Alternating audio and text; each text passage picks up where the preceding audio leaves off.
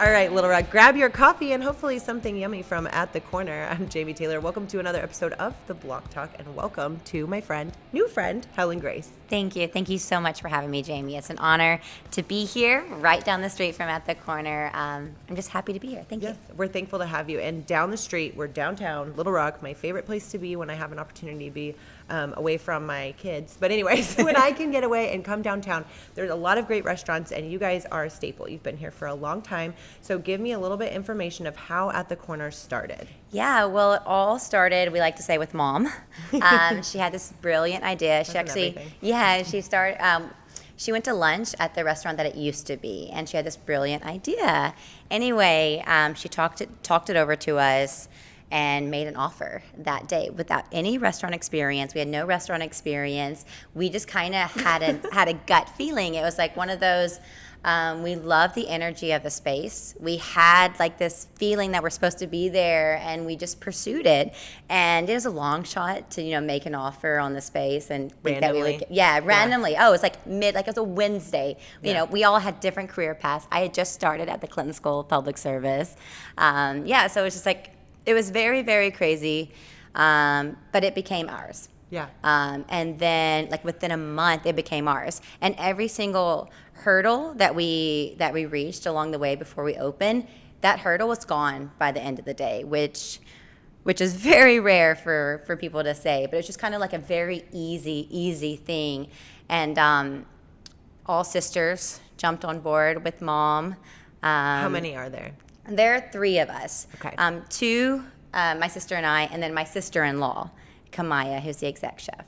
Okay, so that's awesome but was there even a plan to make a restaurant ever? Everybody's just doing their own thing. Well, Mom's always had the dream to own a burger joint. Okay. Kamaya's family has a history of restaurants and catering. Okay. So she's always had that passion to own a restaurant. The chef, to be in the restaurant industry. She never thought she would be doing it at 23.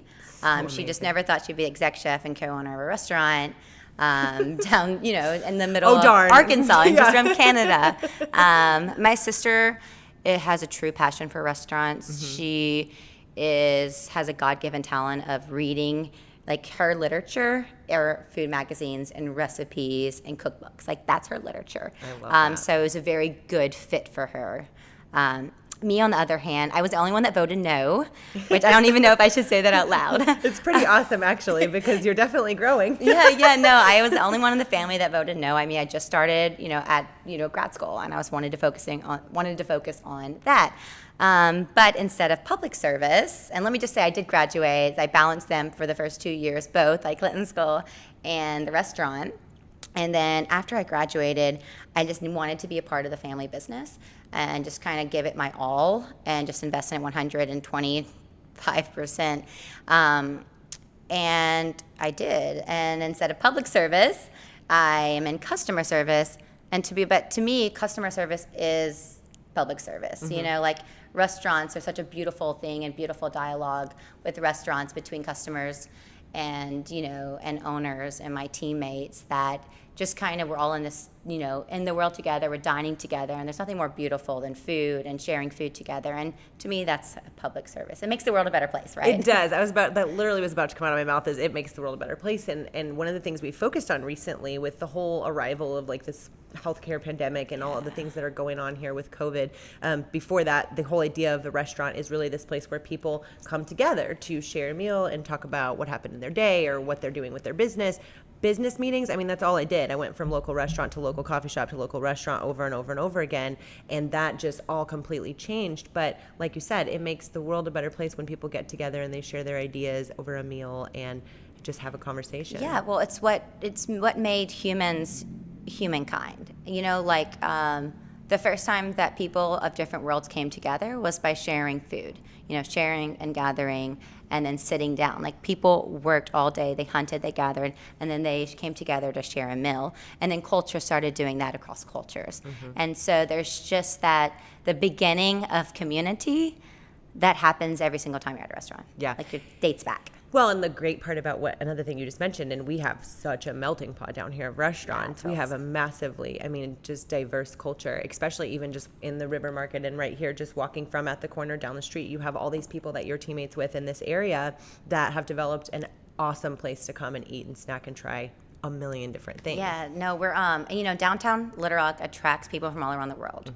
There's several hotels that people get to stay in, and then they get to go and venture and support local, whether it's restaurants, whether it's clothes and boutiques or jewelry making or anything like that. There's discoveries there. Fun stuff. Yeah, you can have your psychic reading behind us. Yeah, too. exactly. You can walk around the river. We're the city of 6 bridges, so being able to see that, have brunch at the corner and walk downtown. We always send people to the river because it's just such a beautiful part of Little Rock that's in the middle of a city, you know? And the location that you have right there to be able to just pop over is, it's just like that. And you did say the word brunch. So, yes. Whoa, you guys have a killer brunch. Thank you so much. We pride ourselves in our brunch. When we first opened, we thought we were going to do lunch and then dinner. Yeah. Breakfast was not part of the game plan. And then a couple weeks before we opened, we decided, no, we're doing breakfast. We changed our game plan, changed everything. I'm so glad you did that. I feel like we need to do, we were like, we feel like we need to do breakfast. Yeah.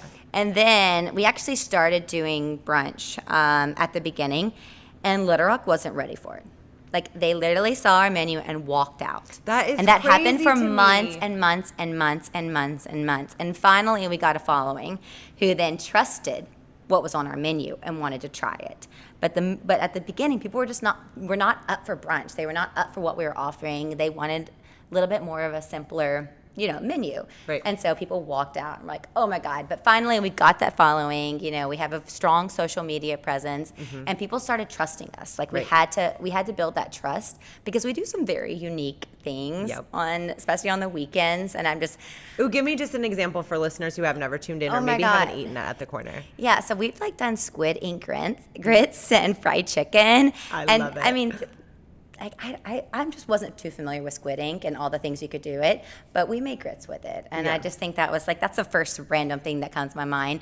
And there are thousands of crazy things. Yes, we create a new menu every single weekend. Does your sister-in-law cook like that at home too? Is she does she go home and the other night I made something out of hearts of palm, which I didn't know was a food thing. Good. It's awesome. Yeah, it's people amazing. don't know. So does she just find an ingredient, go for it, or is she just? So fun story. We actually all lived together before the restaurant. Yes, I know.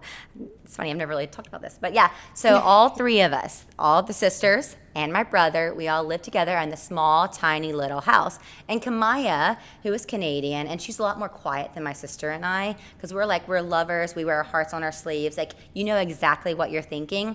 Kamaya's love language is different. Right. And so it was that we had to overcome that barrier at the beginning of the friendship and sisterhood. And, because she was falling in love with my brother was falling in love with her. Kind of like her love language was food. I'd be like, join the family. No, and it was. And so she started cooking for us. And every time she started cooking, this whole personality came out that we hadn't seen. This love, this her comfort, passion. even her face color, the blush, the blood flow that would come to her face was different. Everything about it was different. So she started opening up, and then we started cooking together and eating together. And this was actually, I think maybe a year before the restaurant happened. And so we were already in that kitchen and, creating that dynamic that we have between all of us, which was really very fun. I love that. That's such a cool story, because then your mom just walks in. She's like, here's the deal. I've got these great daughters and this great son. I'm just going to buy this restaurant, and then they can go ahead and fulfill their dreams of business ownership, I guess. Or maybe it was just now all of a sudden we are dreaming of being business owners. How do you transition with a life plan like that? Because you went to grad school. Someone like me, I fly by the seat of my pants. It sounded like you had a plan. I had a plan. And I don't think any of us were ready to be bosses. Yeah. I know I wasn't ready because I wanted to keep learning from other bosses. Right. I wanted to, to build that portfolio of all that experience from working with amazing leaders and people out there that have been in the business or been in businesses for a while. And that opportunity. Their mistakes don't hurt as bad as your own. No, and I wanted to learn. I just still wanted to learn. But that wasn't an option. Right. So we had to learn fast. We had to learn fast about who we are as leaders, as bosses, as women in the industry, as, people dealing with customers that are hungry. We had to learn that very fast, and we did. I mean, our motto was fail and fail fast. And we did, and we failed, and we failed, and we failed, and we got better every time, and, learned and pivoted and tried something new. And we have an amazing team. And so the team keeps us on our toes and makes us want to be even better bosses. And we learn from them about, what to do and what not to do. What works and what doesn't. Yes. Well, and that's one thing you kind of just pivoted to the next point that I was going to bring up, which is that pivot. You have to have that happen when something like COVID comes around.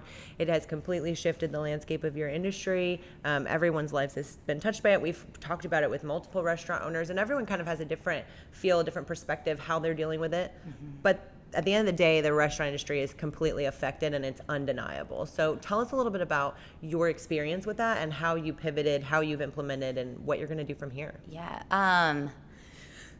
So we never closed. We never took a day off to figure out what to do.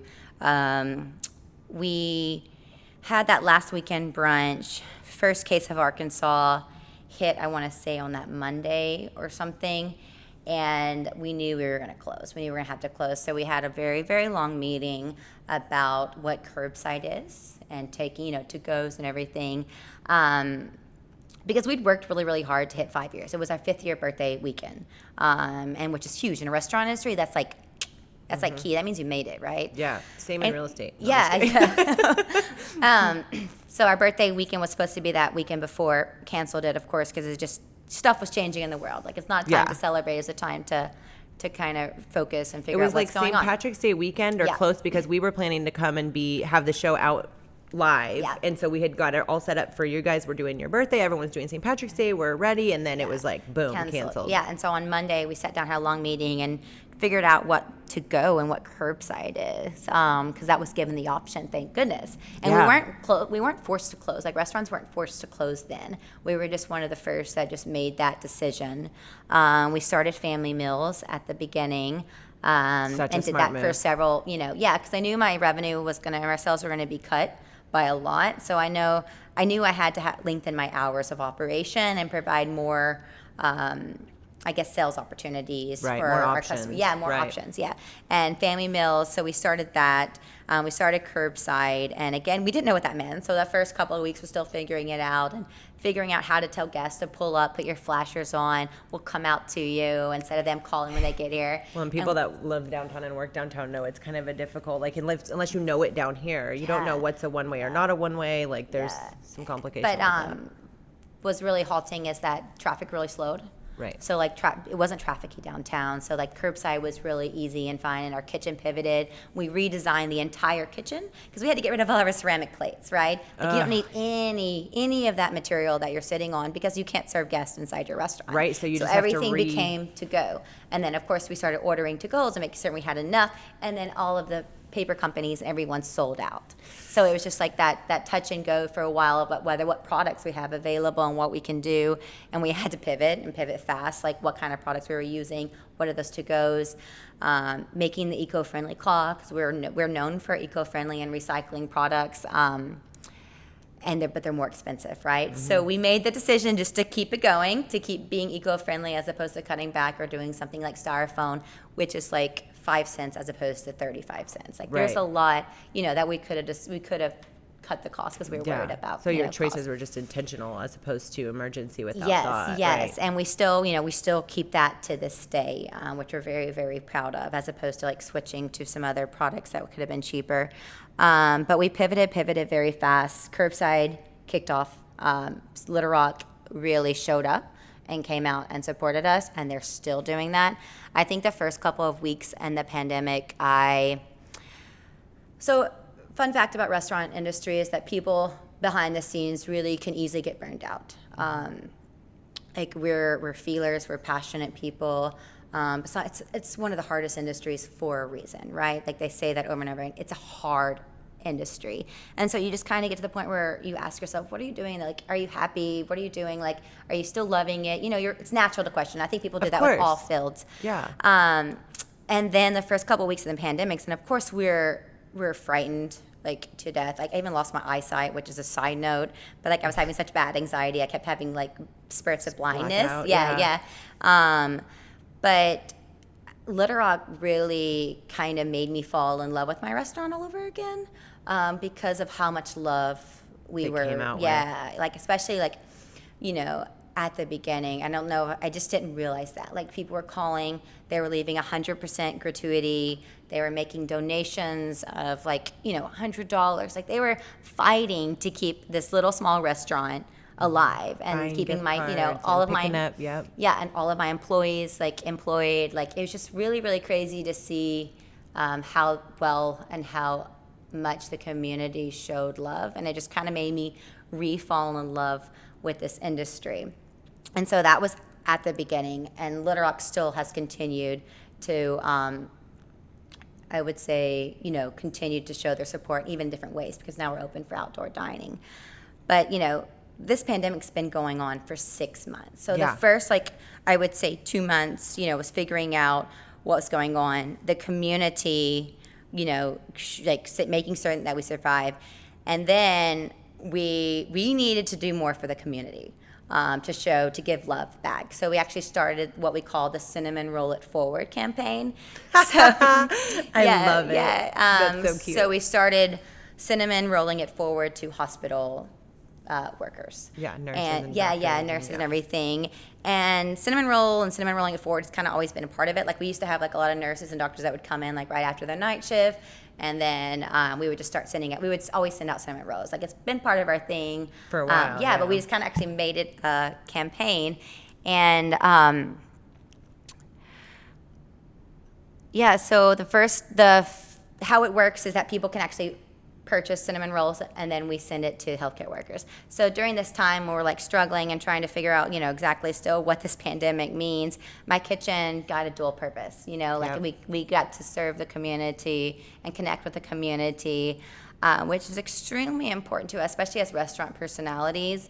We are positive reinforcement folks. Mm-hmm. So having people drive up, pick up their food, and then drive off was something that we have literally been working on and, you know, powering through and trying to provide this delicious meal. They just drove off.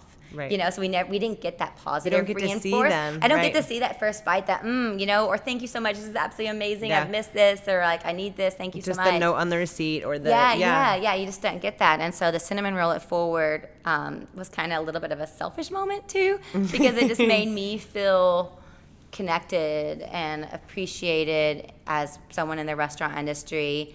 And, you know, to watch your business be supported while other people are supporting other people. And it's just Yeah. like you've created this opportunity for other people to take care of their community. And that's just such a cool thing. That's exactly why it's just really cool to meet you and have you on the show, because the value that you add to our downtown area and the ability for you to bring something here, a place for people to connect and eat and hang out, but then also in the midst of all this shifting, you're still thinking about other people. And that's Yeah. just a really Absolutely. Good thing. And then the Cinnamon Roll It Forward campaign has gone beyond healthcare workers. Like, you know, the first week of school, Yep, we actually did it to teachers. teachers. We've done it to nursing homes. We've done it to customers. During all of the protesting here in Little Rock, I couldn't go. I'm quarantining, so I didn't go. So we actually sent cinnamon rolls to the protests so that it would help, you know, give them a little snack during everything that was going on in our community and our world, just to say that, you know, we support you, we love you, we're here. Well, you've done a lot of good right downtown here, because so many, not just tourists, but local people come in and eat at your restaurant, like you were alluding to. One of the things you mentioned too is family packs. A lot of those people are coming and grabbing food, bringing it home to their family. How did you? I mean, do you have like, is it just thinking about your guys' family and how many people are in it? And okay, let's go ahead and just make a meal pack and send it out. Was it pure based on pivot? I mean, how did you craft the idea behind these meals? And then how is that still going? Is it something you'll keep doing in the future? Yeah, well, we knew that grocery runs are going to be shortened and limited, and people weren't going to get out. We also knew that we like being a part of people's lives, and our food, you know, even on our breakfast and lunch menu, a lot of it is dinner or can be dinner oriented. Right. But we also created special menus just for dinner. And I think it was just a way to stay a part of people's lives, you know, Yeah. because our Stay connected. Stay connected, because our dining room has closed, Right. you know, so we don't get to see those people come in to our home. So instead, we've tried to find a way to stay in theirs. Yeah, it's so good too, because I feel like kids have been cooking a lot more with their families with this family pack idea. I saw a lot of people go like, oh, I picked up a meal and I'm going to try it with my kids and family. And I think it's kind of, the silver lining at least has kind of forced us into the kitchen together a little bit. And it's nice when you also don't have the cleanup because you've picked it up. Oh, it's so nice. Oh, it's so nice. For me, I've just been like telling my husband, like, this is the community support. And he's like, Jamie, it's been 6 months. You have to cook dinner. I'm like, no, I'll just keep ordering. I was like, yeah, no, absolutely. I mean, it's community support at the end of the day. So I'm just going to keep banking on that. And, I wholeheartedly support grocery that. stores can go without my business for a little bit. So anyways, that being said, as far as an entrepreneur, you might have been an unexpected entrepreneur, you and your sisters, and now you're in this place where the pandemic is going to keep going on. It's been going on for a while, but it's continuing, and we don't really have an answer for what the end of that looks like or what this is going to do, to businesses and to our city in the long term. And so that being said, like, do you have a view of the future as an entrepreneur? Have you just accepted the fact that you're just going to be out here trying to survive forever? Or what's your view and outlook as far as, moving forward goes? I think as an entrepreneur, I don't know if we ever accept anything. I think we're always striving to make things better and stronger. So even with our current system, I change it up almost daily sometimes just because I'm trying to make it stronger, faster, and everything. Keep on failing fast and move forward. Yeah, exactly. So I haven't accepted it. I still don't know. What I have accepted is I've accepted the unknown. Right. I do not know when this will be over. I still don't know exactly if we even know what all this virus can entail. Like, I'm pre-med. I've studied biochem and I've studied viruses, and anyway, that's a completely different subject about the virus. No, but I know. My mind is racing all the time. Yeah, right. Exactly. My mind, has accepted that I don't know a lot of things. I just need to be ready for what comes. Like, I think at the beginning, we thought that we might have another closure. Like, I think that, we're at phase 2. I think that for a while we thought we were going to be at phase 1, to go back. And now I don't know. Now I think phase 3 is coming, but who knows? Right. I just think we have to be ready. I think we have to do our part and have due diligence about keeping a safe and clean environment. I know there's a lot of people are anti-mask wearing, but mask wearing to us and our team, doesn't do anything, negative for anyone. So I know that there's with customers, just from a customer standpoint, I have a lot of people that don't like wearing masks and refuse to wear masks. And unfortunately, we can't serve them. That's just not the rule. That's not our rule. And so that's been really, really tough.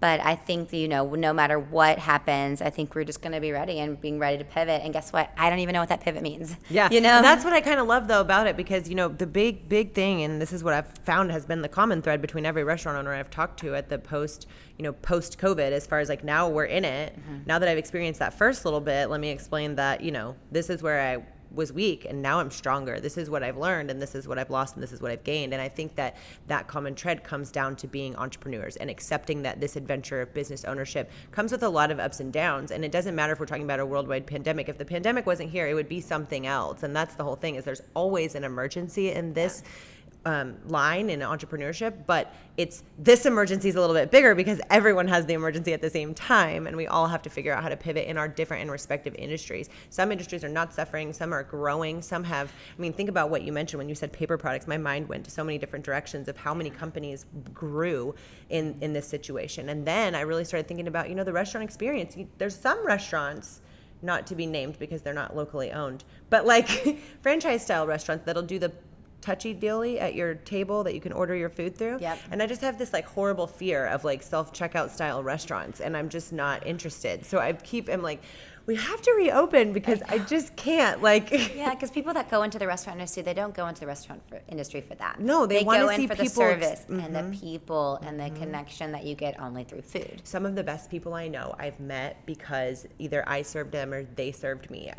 We talked earlier about another entrepreneur, and I talked about how everybody should work a job waiting tables. And just the connection you get with your customer and the ability to serve another person. It's just an invaluable experience that you can't replace. Yeah, and it's very humbling. It's a humbling experience, but it gives you that perspective angle and this perspective learning that you wouldn't have gotten by just only being a customer. And I think that's very important for brain development. Yeah. Well, and just to see, someone else's perspective. It's just one of those things that, I think sometimes we only operate within our own perspective, and we forget that there's people out here struggling and going through this in a totally different direction. And it's interesting because in all reality, I've talked to 3 different restaurant owners today with 3 completely different perspectives, 3 different protocols, 3 different survival methods. And the great part about it is they're all strong, amazing entrepreneurial people who are going to keep fighting through this and are going to keep their businesses open. They're going to stay part of this community. And that's touching to me because I get to be part of Little Rock where restaurant owners support each other, where they might differ, but they're going to get through it either way, right? And I think that's amazing. Yeah, and then, a lot of people think that restaurants compete with restaurants. It's co-opetition. Yeah, well, I've never really understood that philosophy. Like, I think that it's even hard enough to make an industry. Right. I think supporting all restaurants is a big deal and should be a deal. And also, I think if you're worrying about another restaurant, you should just be focusing the energy on yourself. Right. Like we have like a strong motto at our restaurant. Like we don't ever talk ill about another restaurant, or we don't really talk about other restaurants because that's diverting attention from what us. you're working on, right? Yeah, and our restaurant's enough. Yeah, like we have enough to panic about. Yeah, I can't worry about anyone else's. The one restaurant is enough? I'll never do this. Do what? The one restaurant's enough? Sorry, we haven't hit on this yet. Oh, yeah. So we just got an interruption from our executive producer about a major announcement. Oh. So we're going to let it slide because you do have exciting news coming up, right? I mean, here's the deal. In the middle of a global pandemic, I know what we'll do. We'll double size. Okay. So tell me about your upcoming plans. Yes. So we have a new restaurant in the works. Her name is Henrietta's. I love it. Yes, and she's very health-oriented, beautiful cuisine. I love how you talk about her like she's She's very femme. I love it. It's very, we're females. Mm-hmm. We love women. Like we think that I think women are just extremely beautiful and talented and so passion oriented, and they just a lot of us think with our hearts and feel with our hearts and talk and walk with our hearts, and that's what we want Henrietta's to be, just very detail oriented, passion oriented, and plates that just kind of inspire that and inspire passion. We have not solidified the menu. We keep changing. So the day we nailed her sign to the wall was the day COVID hit. Yes. So we paused that, put her on hold because we had to worry about our other restaurant at the corner. And so we've just now started back construction and menu planning and everything. But we had partnerships with local farmers who were growing our produce for Henrietta's for summer. And so of course we got to use that at the corner and make some beautiful items with it. But so we paused that, but now it's on go, and it's on go pretty fast. Granted, how do you open a restaurant in the middle of a pandemic? I think that's how. Yeah. I think we're still questioning that, but we're looking at it from several different angles. Right. Whether that's opening up small at first and then bigger and like bigger menu items, we don't know. We do have lovely garage doors that we're very excited about, so that kind of gives that outside dining experience. It's a small space, so having tables 6 feet apart is an angle that we're trying to figure out how to best do that. Our seating and our arrangement and the floor, and we've had some custom banquettes built and some beautiful things that were not meant for a pandemic. They weren't meant for that. And so it's just kind of one of those things, like what do we do and when do we do it? And right now I just think that we're still taking it day by day. Right. She has an Instagram. I know you're right. Do talk about like she. No, I just love it because I was thinking about like now I wish there's a lot of restaurants that have some personality, and now I can I feel like I can do that now. And we named her, Henrietta's. Henrietta is a family name after our great aunt. She was a very strong woman, traveled the world with the American Red Cross. But Henrietta's also means a beautifully wild woman that can't be tamed. So, side note. Welcome to Henrietta's podcast. Henrietta's. I know, yeah. And so it's really great because mine is my sister-in-law. She and I are both single. And, I don't know. It's just we're very like us-oriented and female-oriented. And I think you'll be able to see that in the menu and the design, especially the ambiance that we've created. Yeah, I have to be careful because our editor is a male, so he may edit this out. But it's one of those things where I always say that, God had created like man, and then he was like, well, I could do better. So then he created women. Yeah. Anyway, hope that makes it through. that being said, I can't believe this is going to be so exciting to see, and it sounds like a fun experience. And I think dining has become something that is going to be more of an experience now because we kind of took it for granted before. And I feel like now people will go out with this expectation and just kind of this pent-up desire for an experience. And so when we get there, I think it's going to be so fun to go to the places that really put that extra detail and love and time into their craft. I know, and we're definitely I completely agree with you, and we feel that way too. We think that people have missed it so long. They didn't know how much they knew how much they loved it. Like this, it's because it's part of our identity as a civilization. Like and you restaurants, experience eating at restaurants. Yeah. Well, in other cultures, like when you said that, I experience other cultures when I try the food that is relative to their culture, like things that other cultures create that we have turned around and infused into our own culture. Food is a thing that connects people from all over the world. It's crazy. It's amazing. And then a lot of this cuisine, it's inspired by plants. So it's a plant-forward plates. I've been plant-based for like 6 weeks, and it's been a whole adventure. Yeah, isn't it fun? It's it's a lot easier to do than I would say. But I mean, I eat meat, so Well, and that's the thing. We're kind of transitioning, but what I will say about it is we haven't identified ourselves as any sort of like we're vegan now. Yeah. But what I will say is we have transitioned to a lot of plant-based cooking, and vegetables, like you said, there is an easy element to it because you can just go buy a whole bunch of vegetables and then you're like, what's for dinner? Whatever I put on the grill, whatever I put, it's just real easy. Just throw the vegetables together. Of course, I don't cook cuisine like an executive chef would. So for me, it's just, grilled vegetables, but it sounds like it's going to be quite an experience. It is. We're so excited. Kamaya, we truly believe she'll shine in this menu. She's a beautiful name. Yes, yeah. And she's, this is right up her alley. We have a really nice kitchen. So at the Corner's kitchen is a shoebox. It's tiny. You'd be surprised. I mean, it's a miracle how much food we can push out in one day. It's a miracle. But Henrietta's is really nice and well thought out, and we got to design it. I love which is that. so Where's fun. it located? It's on 3rd Street. Over there near Dugan's and Lucky Lou's. It's where Andina's coffee shop used to be. Okay. Yep. I know exactly where I that's think at. there might be like and you've got some great neighbors. Yeah. Oh, yeah, we do. And that little street is so nice and has a personality of its own that we're really excited to connect with. But yeah, we don't, she has an Instagram, Facebook. I recommend following that or following At the Corner because we sometimes double post. And then we'll be announcing. I have a couple posts planned for the next couple of weeks just to kind of get people excited and a little bit more interior in the kitchen and stuff like that. And then hopefully we'll be hiring. Yeah. I can't wait to hire. I love building teams. Yeah, I think that's probably the most fun part of entrepreneurship is building something and then passing down a skill or being able to teach someone else how to do something the way you do it or give them an opportunity to expand themselves into doing something that you do in their own way. Oh, yeah, totally. We're very forward into like growing people and making them, to be honest, better humans in this world. It's like a huge thing. Like I actually hire a lot of Clint School students because I like people who care about people. That's the one thing. That's like my criteria. Yeah. And so I love putting these kind of people together and watching how the personalities mesh or clash or how they can, no matter what, figure out how to communicate best with each other and how do I help that or help as a boss to get that dialogue down. Well, you have the boss roll down, and everything has been, as far as my experience, At the Corner, excellent. And I really appreciate everything that you bring to our downtown area. I do have to ask really quickly, though, because your brother's married to this amazing executive chef, and he's got 2 sisters and a mother who have now ingrained her in their business. And now you have this like super pack of powerful, beautiful females running these 2 restaurants. Does he just sit around and eat all day and clap? Or like, what is his, like, I mean, does he get to have any input in like the restaurant? Or is he kind of, this guy's going to be like, why is she asking this? He finds his way to have input. Sometimes it's not wanted.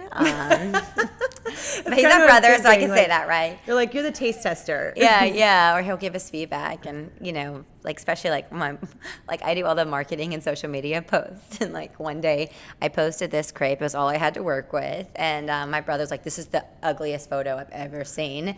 Anyway, I screenshotted his comment. He sent the photo and then screenshotted it and then posted it on social media on At the Corner, and like people were like, "Ha ha ha, this is hilarious." I'm like, "That's what he gets for not being nice." I was like, "Thanks for supporting us during a pandemic," or something something really mean. But he was just joking to a degree. Yeah. And I was not that is joking so with him. funny. I love that. But at the beginning, he actually was our dishwasher.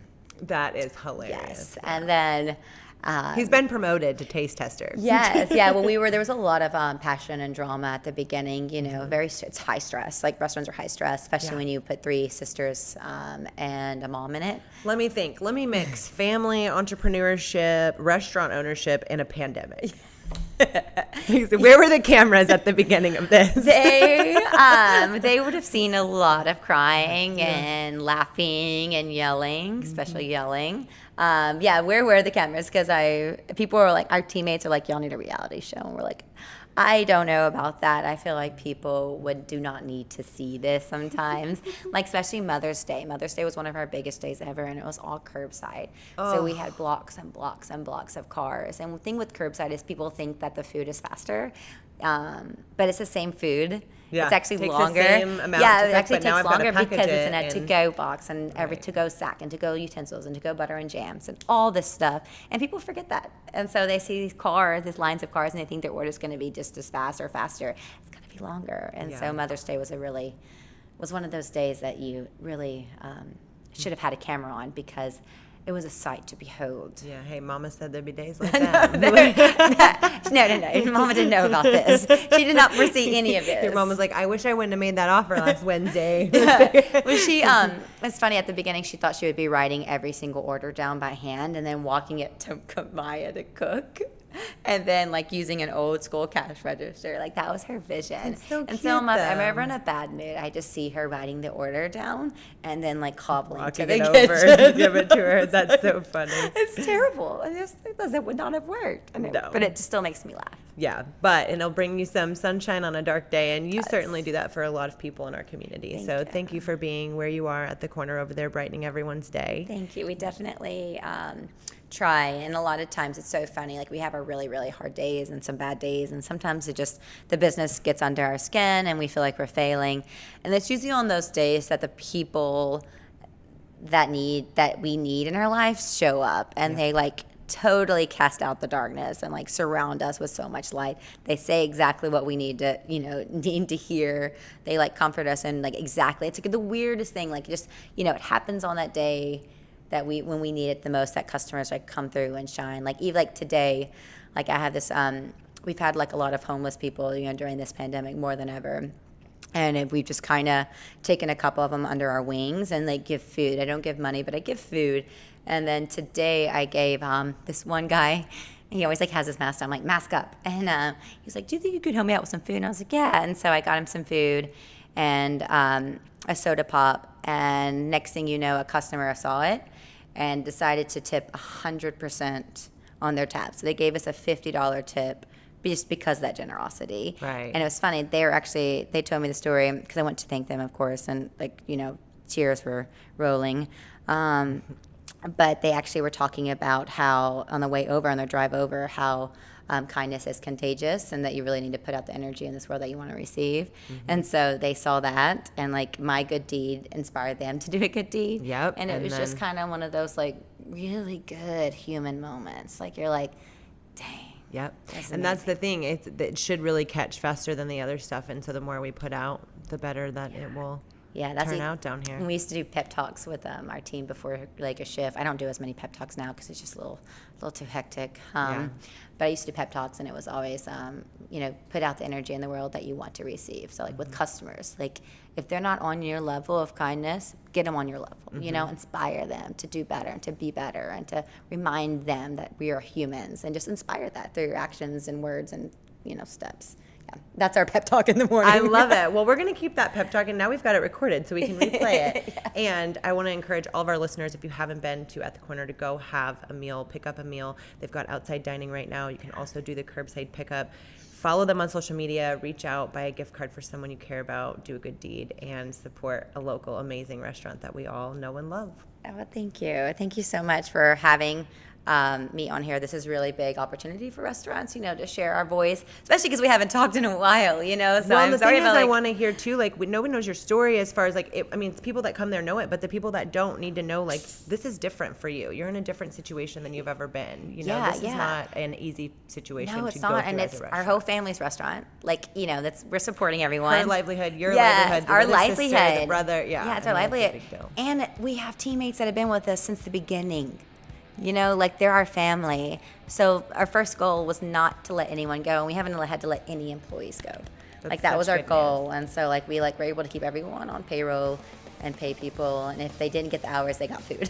Yeah. So we worked that out. Well, good job and you. congratulations, and keep pushing, and we're going to get through this on the other side, and we will. we will see you then. So Yes. thank you for coming on the show, and Thank we'll you. definitely check in after Henrietta's opens Yes, and please see have what you're me. serving up. Yeah, tell you all about Henrietta's and her food. Absolutely. Well, thank you so much for being on the show. Little Rock, we're out.